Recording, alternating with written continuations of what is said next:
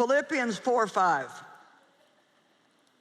Let all men know and perceive and recognize your unselfishness, your considerateness, your forbearing spirit. The Lord is near, he is coming soon. Okay, now I find that very interesting because the point is, okay, this is what you need to do because Jesus is coming back soon. I mean, how many things could he have said?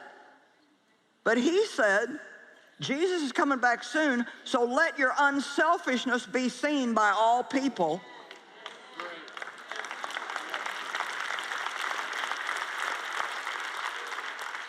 Come on, don't be in such a bad mood that you can't even give somebody a compliment. Well, you just don't know what I'm going through.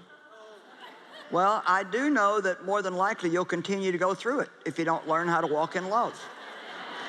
Because love is the highest form of spiritual warfare that you can do. Okay, so I'm going to do the robot for you. Oh, good. Some of you are like, many, many years ago, one of the things that went through my head all the time was, well, what about me? What about me? You know, Dave would watch football on Sunday and the kids would go out and play, and I'd cook after church, and then I'd do the dishes and I'd clean the house, and you know, everybody's enjoying their life but me. What about me? Or Dave would say on Saturday, I'm going to go play golf with the guys today, and the first thought I had was, well, what about me? Any of you ever think like that? What about me? Who's going to take care of me? Nobody does anything for me. And I was laying in bed one morning.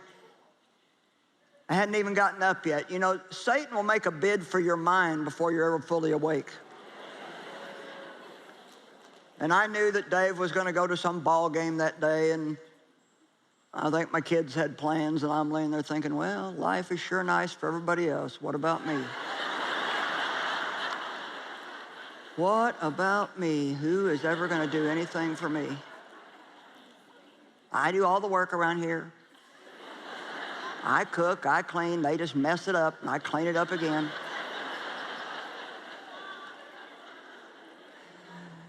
And the Lord began to speak to me.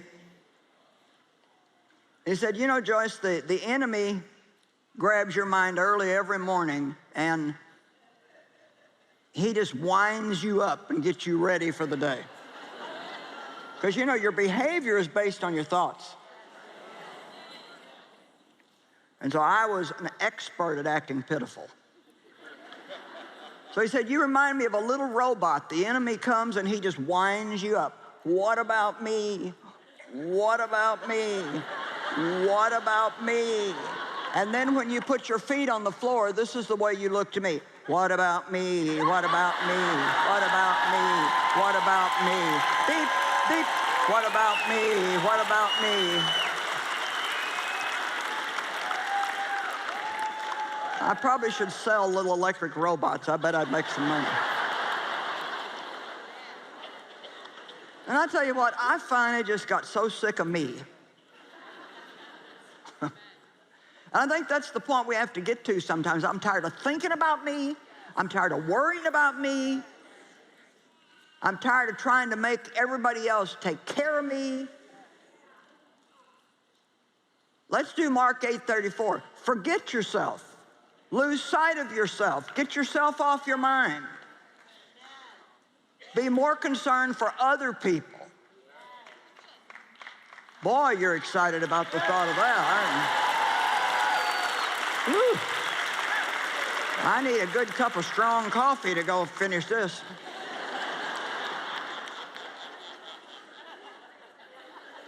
Now, you know what?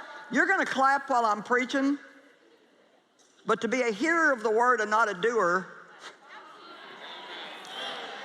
means you're deceiving your own self by reasoning contrary to the truth. It can sound like a good idea when I say sacrifice for others.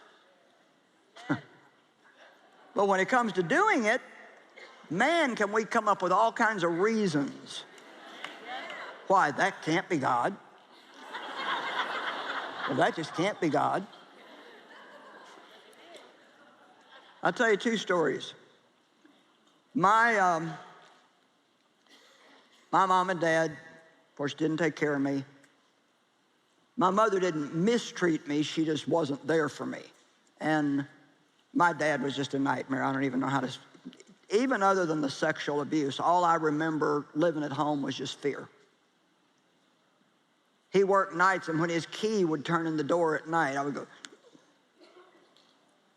It's terrible to live in that kind of fear. If any of you have ever lived in that kind of fear, you know that it's absolutely terrible. And it takes you a good while to get over it.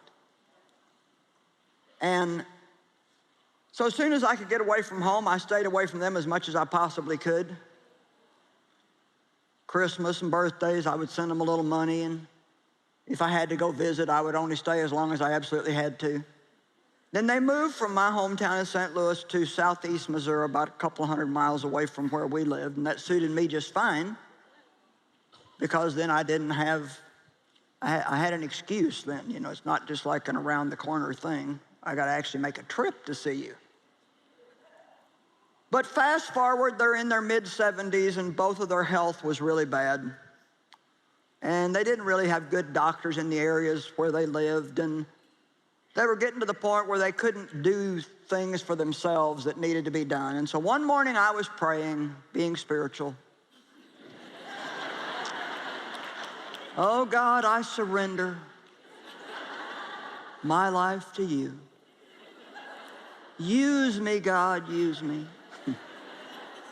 Come on, we love sounding spiritual when we pray. Oh my gosh. So, I mean, it came just like a rock. I want you to bring your parents to St. Louis, buy them a nice little house, take care of them until they die. Well, that's the devil.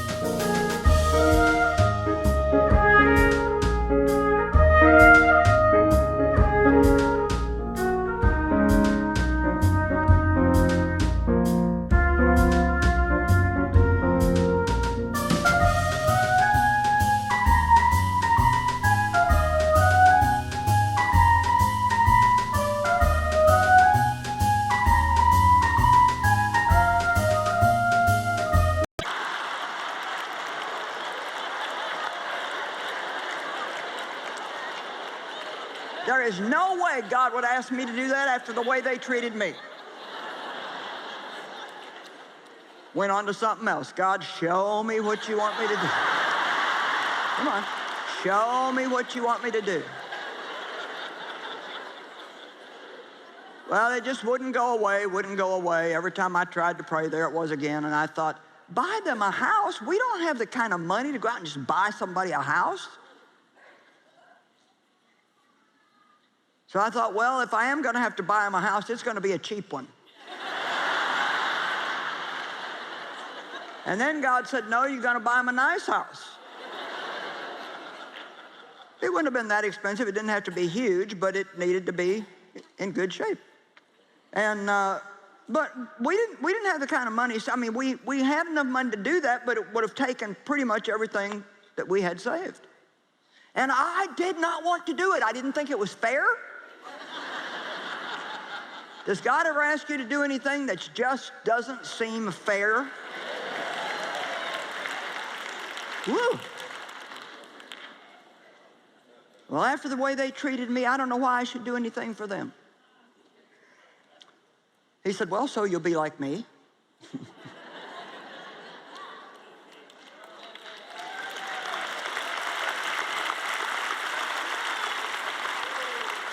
So I thought, well, I'm going to ask Dave. There's no way that Dave's going to want to take the money we got in the bank and buy them a house. Bad mistake. I went to Dave, and he said, well, you know, if God told you to do it, you better do it. I was hoping you would disagree with God. So, long story short, we did it. We took care of them until they died, including them having to be in nursing home care for several years, and that's expensive. And then I had my widowed aunt on top of that, and when my uncle was dying, I promised him I'd take care of her. So now I had 3 people in nursing home care. Oh, yeah.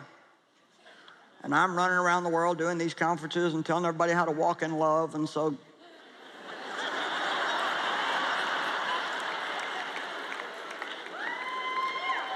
Woo!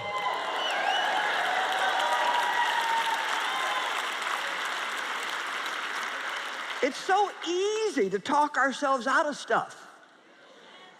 That's why you got to go with what you have peace about inside, not what your head says is a good idea.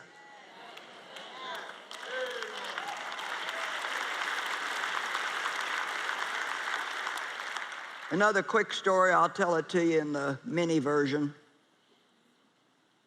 I bought a new red dress and it was still under the plastic because I never had worn it. And I actually bought the dress one size too big for me because I liked it so much and that was the only size they had. But it had drop shoulders, so there was no seam on the shoulder, so you really couldn't tell that it was a little bit, you know, a little bit big. And I bought these really pretty red and silver earrings to go with it. I think I like the earrings better than the dress. And still hanging in my closet. One morning, I'm in my closet getting dressed. Your closet is not a great place to pray, ladies. I know the Bible says go in your closet and shut the door, but... So I'm trying to get dressed and I'm praying for this one certain lady who had been volunteering in our ministry for a long time. She was going to be at this meeting that I was conducting that morning. Oh, God, show me what I can do for Ruth Ann. Show me, God, how I can bless Ruth Ann. And immediately my eyes fell on that red dress. But now here, and I want you to hear this. Here's what I said. Well, that can't be God. That dress is new.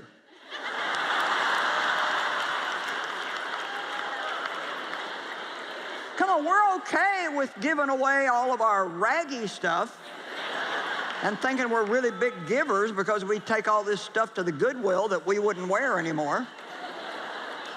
You're not giving till you feel it. Come on. I said you're not giving until you feel it.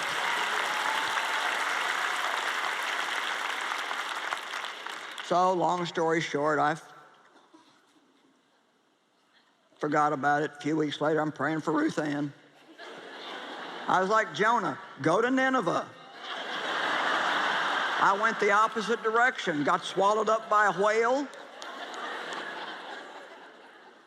And after God, he repented, and God caused the whale to spit him up on dry ground. Next verse says, and God said to Jonah, go to Nineveh. So give Ruth Ann the red dress. But God, I bought those pretty earrings to go with that dress. He said, well, I was going to let you keep them, but if it's a bother, just give those to her too.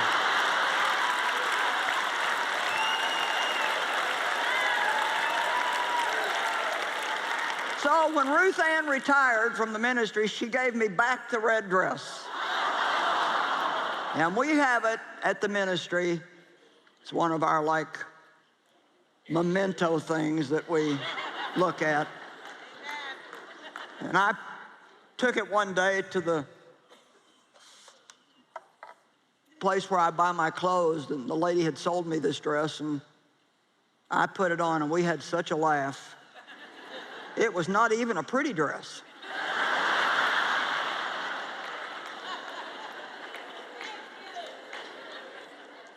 Unless we are willing to die to self, we abide alone. We live isolated, lonely lives. Very few people would call us friend, and when we're gone, nobody really cares that much that we're no longer here. We've traveled through life and the world is no better because we were here. Let me ask you, what are you leaving in this world as a legacy?